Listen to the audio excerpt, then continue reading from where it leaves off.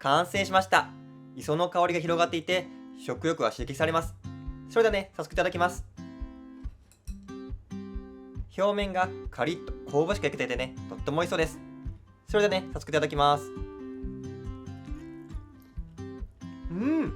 おいしい。噛んだ瞬間に青のりの磯の香り、これがねブワーッと広がってね、めちゃくちゃ美味しいです。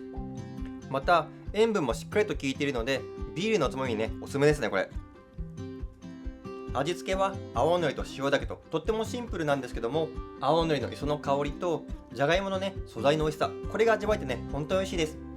レシピはいつも通りその概要欄にまとめてあります。とっても簡単に作れますのでぜひねお試しください。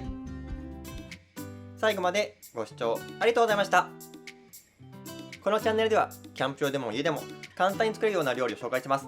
ぜひねチャンネル登録とグッドボタンをお願いします。それではまた次回、バイバイ。